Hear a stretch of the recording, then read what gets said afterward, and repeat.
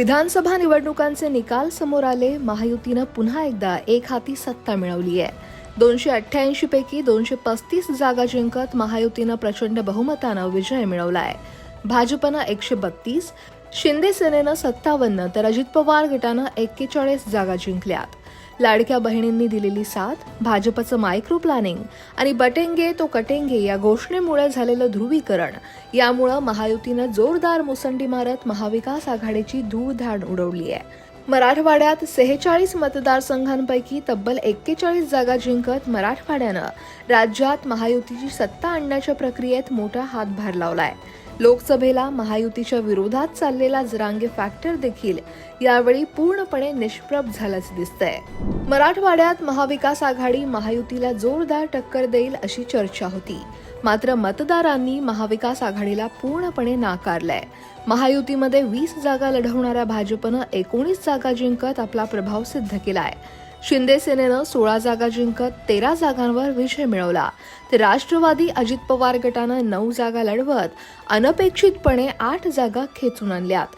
महायुतीचे धनंजय मुंडे, अब्दुल सत्तार, अतुल सावे, तानाजी सावंत आणि संजय बनसोडे हे 5 मंत्री विजयी झालेत. यातच धनंजय मुंडे यांनी सुमारे 1.25 लाखांच्या फरकानं विजय मिळवत आपलं वर्चस्व सिद्ध केलंय.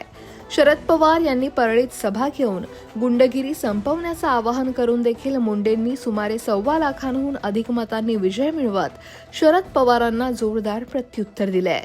तर MIMचे इम्तियाज जलील हे विधानसभेत देखील पराभूत झालेत. निकालाच्या आदल्या दिवशीच राजभवनाच्या अधिकाऱ्यांनी नवीन मुख्यमंत्री राजभवनाच्या बाहेर वेगळ्या ठिकाणी शपथविधी घेऊ शकतात असं म्हटलं होतं. सूत्रांनी दिलेल्या माहितीनुसार नव्या सरकारचा शपथविधी सोहळा हा वानखेडेवर आयोजित होण्याची शक्यता आहे. महायुतीच्या नेत्यांकडून सोमवारी वानखेडे स्टेडियमवर शपथविधी सोहळा आयोजित करण्याची तयारी सुरू झाली आहे. अजूनही मुख्यमंत्रीपदी कोण हे ठरलं नसलं तरी शपथविधी घेण्याची तयारी सुरू झाली आहे. 2014 मध्ये सत्ता खेचून आणल्यानंतर फडणवीसांनी वानखेडे स्टेडियमवर शपथ सोहळा आयोजित केला होता.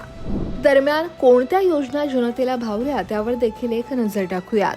लाडकी बहीण, महिलांना एसटी प्रवासात सवलत, वैयक्तिक लाभाच्या अनेक योजनांचा वर्षाव, शेतकऱ्यांना कृषी पंपाची वीज बिल माफी, कापूस सोयाबीनसाठीच्या भावांतर योजना अशा लोकाभिमुख निर्णयांना मतदारांनी भरभरून प्रतिसाद दिल्याचं या निकालावरून स्पष्ट होत आहे. या निकालाचं 5 मुद्द्यात विश्लेषण करायचं झालं तर लाडकी बहीण योजनेचा महायुतीमधील 3ही पक्षांनी केलेला जोरदार प्रचार हा फळाला आला.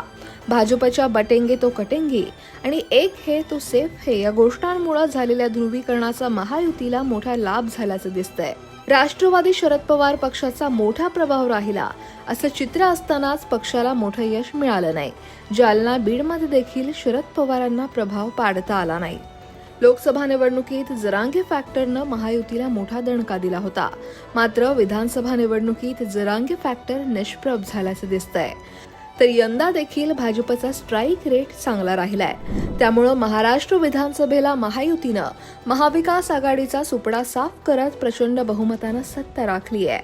आणि आता मुख्यमंत्री कोण आणि शपथविधी कुठे होणार याकडे सगळ्यांचं लक्ष लागलंय.